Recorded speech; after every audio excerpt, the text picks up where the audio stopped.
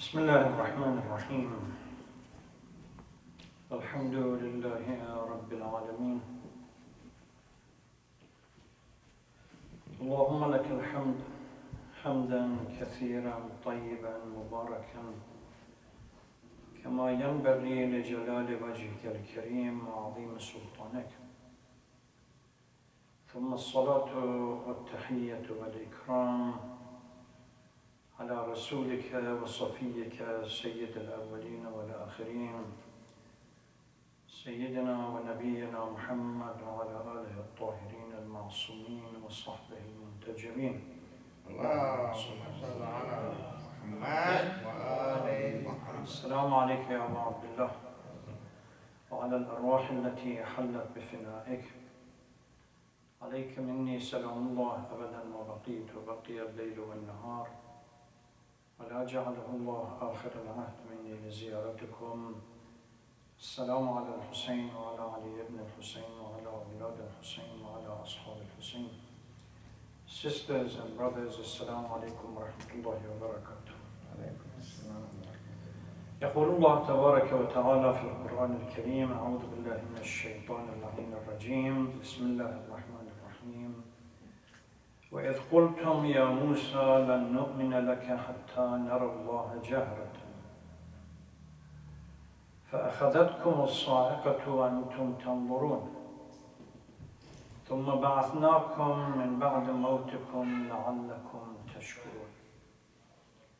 Remember when you say to Musa, we will never believe in you till we see God openly.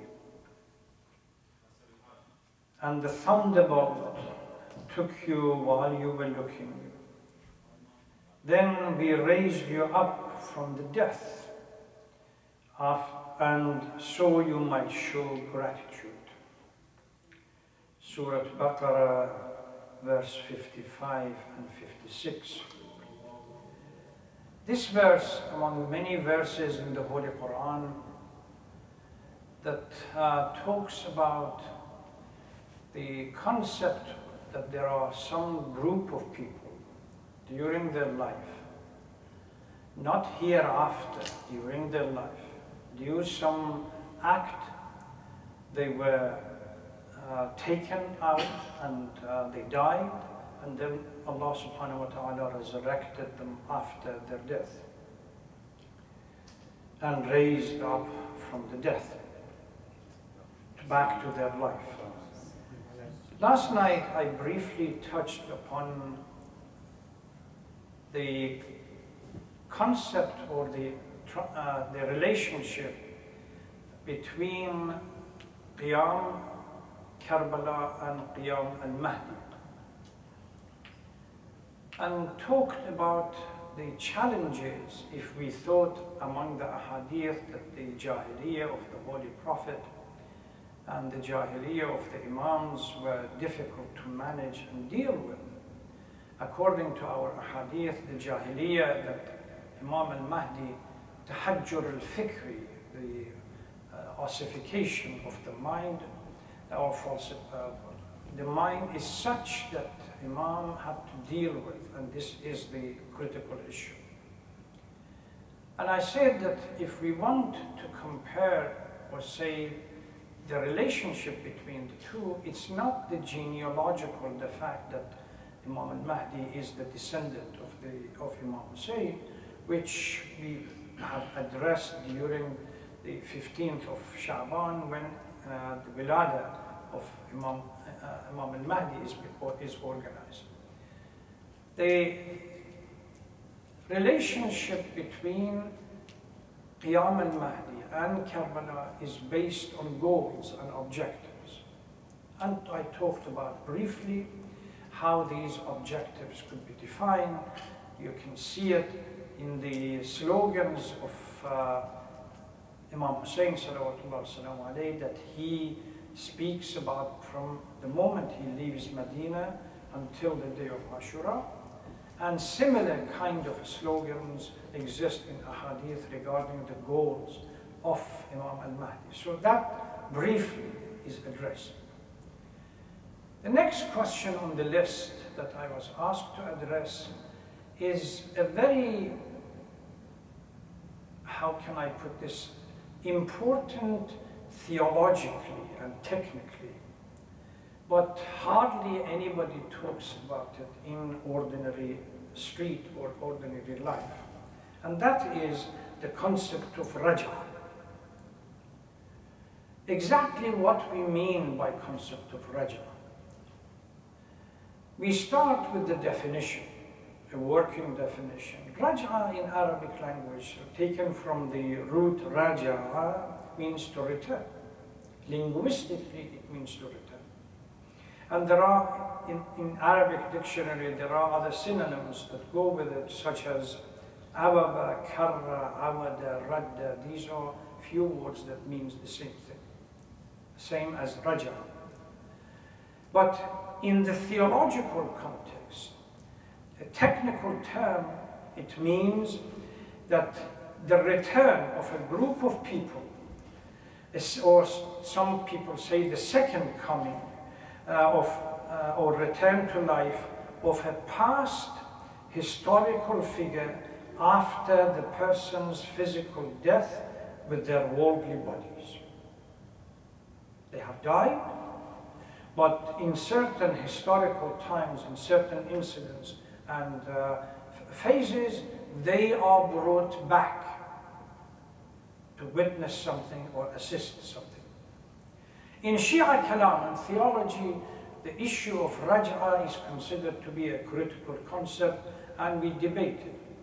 But it doesn't mean that all Shias, if you were to ask them, what do you understand about Raja'h, will be able to explain exactly what it is. And I believe that might have been the reason why the question was posed in the first place. Shia Imamiyya differ with the Sunni school of thought regarding this concept of Raja'h. Whether it is possible for a group of people, a second coming of group of people, under what circumstance they might be allowed to come back. It is mystifying for some people, this concept, and for the Sunni community it's completely rejected. They say it's some kind of fiction that the Shias or the Ghulat, the extremists within the Shia, have fabricated it. Otherwise, technically, after somebody is dead, has died and passed away, the only resurrection that takes place is after Barzakh on the Day of Judgment.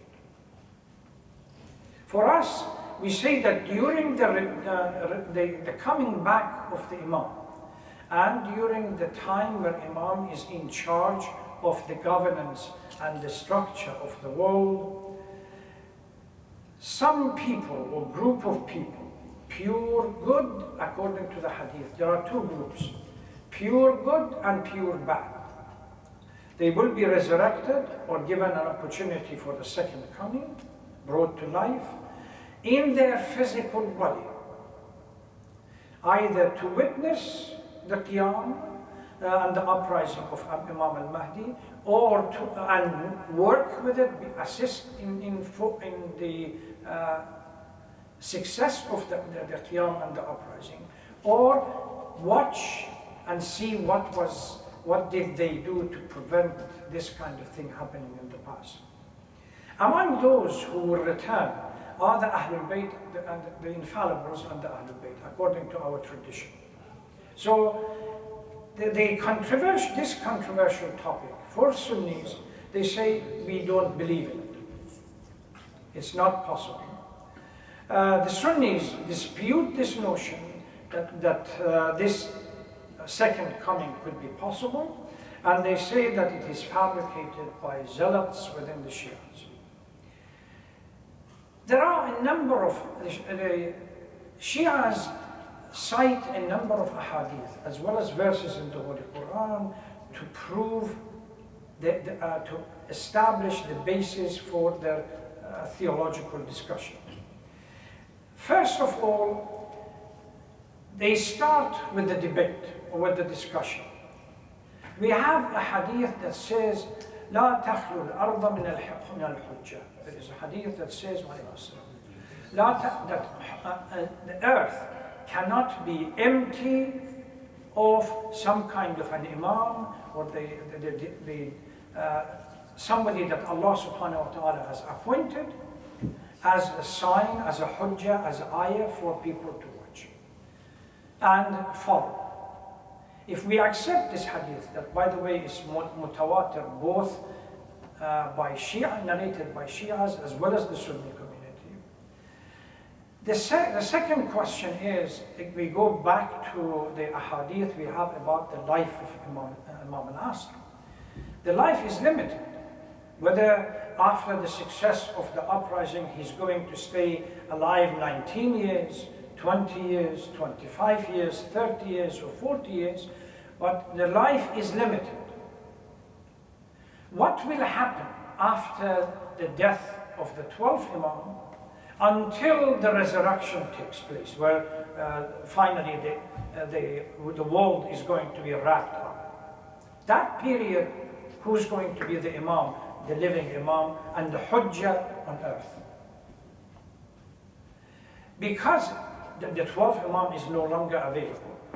Because of that, then we need the presence of a number of Imam or one Imam to be present during that absent, the demise, or after the demise of the 12th Imam, where that Imam would be the present Hujjah for everybody else. Then they recite, after this kind of rational argument, this is the concept of Raja'h that we talk about, that our Imams, Ma'asumeen and others will return during the life of the 12th Imam, and they will be the one, after the 12th Imam, they would lead the community.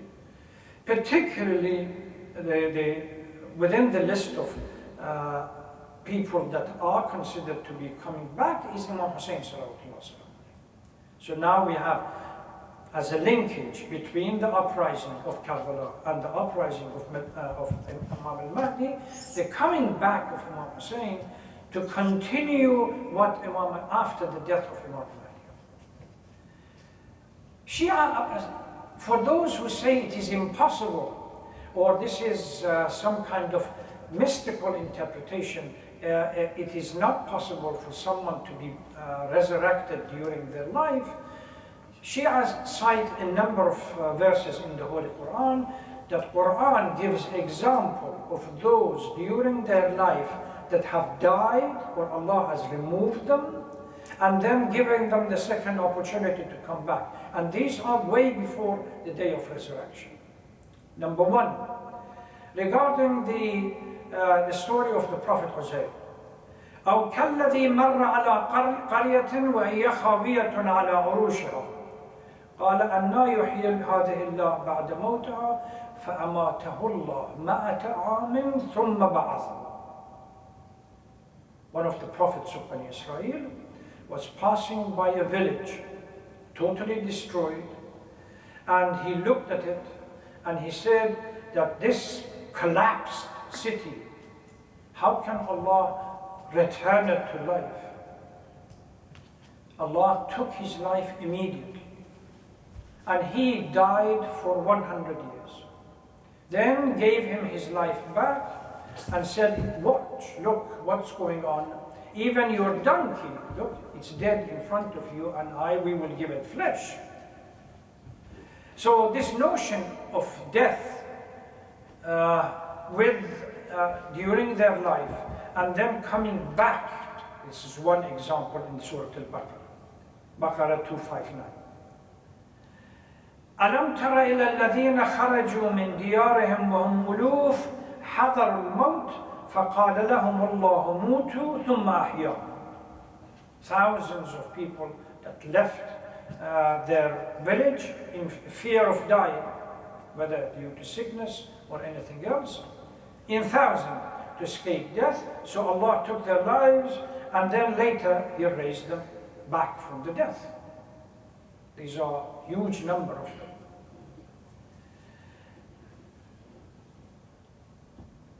There are other verses in the Holy Quran also that indicates about this. The story of Musa and Bani Israel. There is a story that إذ قال موسى لقومه إن الله يأمركم أن تذبحوا بقرة. The story of the killing and slaughtering of Baqarah was for a particular purpose. A wealthy individual, respectful within the society, has only one child. And naturally that child is going to be the inheritor of the wealth. His cousins, the rest of the family, realizing that no wealth is going to come to them, decided to kill him and take his body and dump it in another tribe's locality. Dispute arose as to exactly who killed this boy. Allah subhanahu wa ta'ala commanded Bani Umayyah that go and kill a baqarah, a cow, and use the flesh of this cow to touch the body of the deceased. Miraculously he's going to rise, and he would inform you of who is the killer. And then Bani Israel, as usual, started flip-flopping as what kind of a cow, what color of a cow, what age of a cow, whether it should be this or the other. And finally, it was reduced to a single cow that whether an old lady had it or an orphan had it, which they had to pay a huge amount of money, slaughter it. And the moment they touched the flesh to the body of the deceased, rose up and said that it was my cousin who killed me, nothing to do with the tribes that you found my body in. This is again a second coming of a dead person. Now, the story of Isa again has a mu'jiza, a miracle. That one of the miracles of Prophet Isa was that ihya al-mawta. Not only he said, I know what you hide in your houses, what you are doing, I will also resurrect the dead. And these are people that he resurrected after their death, before we get anywhere else. So Shia, based on these ahadith, and a number of other ahadith, they state that Raja'ah is an important concept that deals with the coming of Imam al-Mahdi. And there are a number of lists of people that are considered to be coming back. Ismail, Daniel, Yusha, Nabi Khidr, Nabi Isa, Prophet of Islam, Ahlul Bayt, even the disciples, Sahabas, Salman, Miqdad, Jabir ibn Abdullah al-Ansari, among many others. But these people are going to return. Some of these people, such as Salman, Miqdad and others, will be resurrected at the beginning of the uprising, Qiyam al-Mahdi, so they become an instrument supporting al-Mahdi. But Ahlul Bayt, they come a little bit later on to take over. We have a hadith from Imam Sadiq salawatullah salam alayhi, إِنَّ أَوَّلُ مَنْ يَكُرْ فِي الرَّجْعَةِ الْحُسَيْنِ ibn Ali. The first person that is going to come back is Abu Abdullah. اللهم صل على محمد وآل محمد. He's going to stay on earth for a long period of time, حتى يسقط حاجبيه على عينيه, until the eye lashes or they come down on their eyes. And this is sign metaphorically of old age. So أول من يكر في الرجعة الحسين ibn Ali. Imam Ja'far al-Sadiq has asked that should we believe as to the concept of Raja'ah? Imam says yes. It is part and parcel. ليس منا من لم يؤمن بكرته. If we don't believe that Ahlul Bayt is going to come back, it's not truly as part of the Ahlul or late Ahlul Bayt.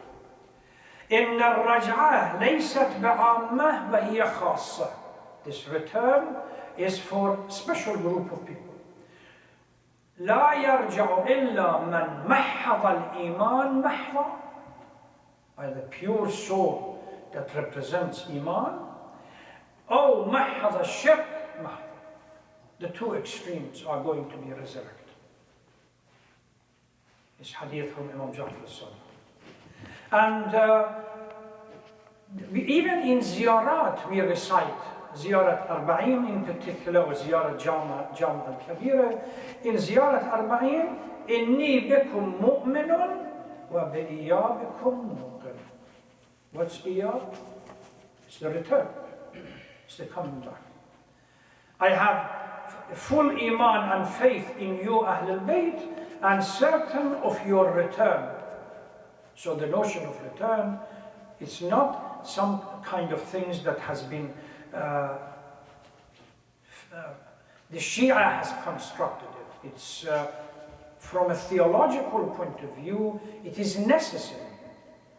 The reason why Ahl Sunnah wal Jama'ah, they can't understand this concept of Raj'ah, because their understanding of the ultimate end of time and the time in which humanity secures the objective that has been missed for many years, the issue of justice and so on, they don't believe that it has to be a person from Ahlul Bayt. Some people say that the person who's going to lead that revolt is going to be a particular good character of the time, at that time. It doesn't have to be from Ahlul Bayt. Others say it has to be from Ahlul Bayt, but somebody, a Hashimi or somebody that is living at that time with good character and charisma is going to take the lead.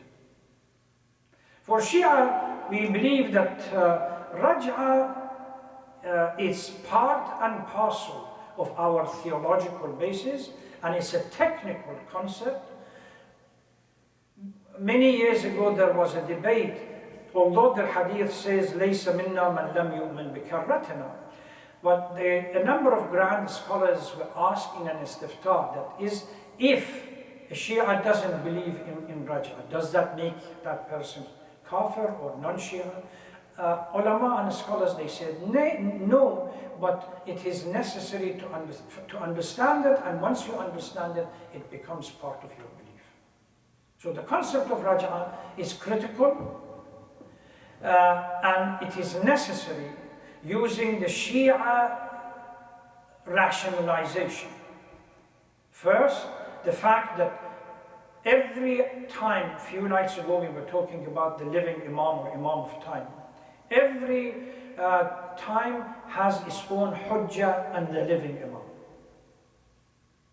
And at the same time we have a number of ahadith and literature in our books of hadith and others, clearly stating that the 12th Imam is not going to be the Imam that stays on until literally the end of time. So he either going, according to some hadith, will be killed or he will die. Anyway, the life is limited. And from the end of his life until the end of time, this period, either we have to believe in a gap that nobody is hujjah, or we have to accept that there are others who are going to be around. Even the Christian literature talks about the return of Prophet Isa. The Jewish literature talks about the return of Messiah and everybody else. So the notion, it needs somebody, a unique figure to lead.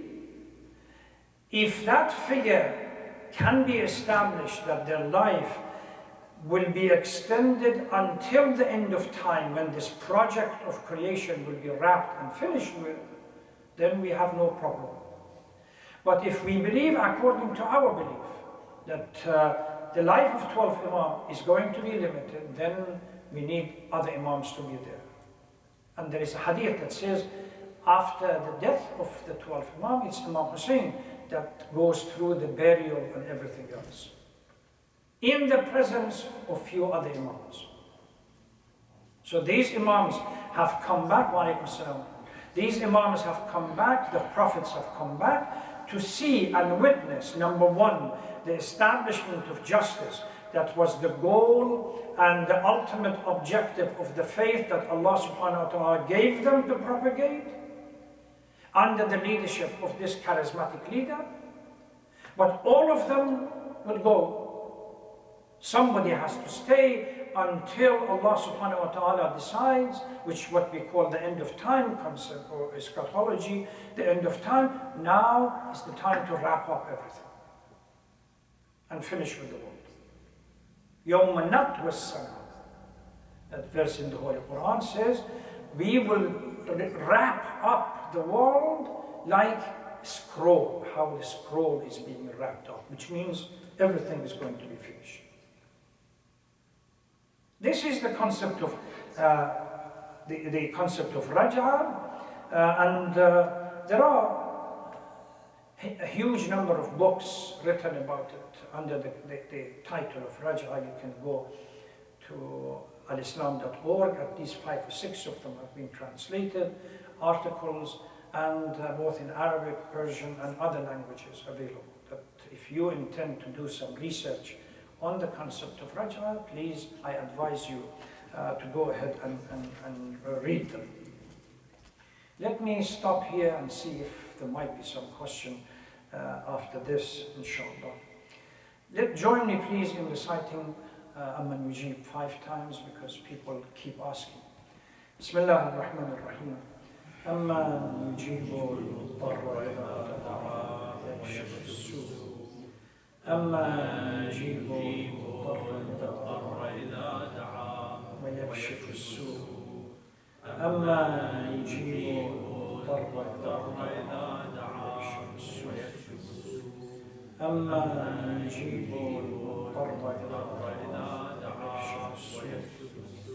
أما نجيب المضطر إذا دعا ويكشف السوء. اللهم إنا نسألك وندعوك ونقسم عليك بمحمد وآل محمد. يا الله شافي مرضانا ومرضى المؤمنين، يرحم موتانا وموتى المؤمنين، يقضى حوائج المحتاجين، يجعل عواقب أمورنا خيرا إن شاء الله، وعجل في فرج مولانا صاحب الزمان. رجاء نقرأ سورة الفاتحة قبل الصلاة على محمد وآل محمد.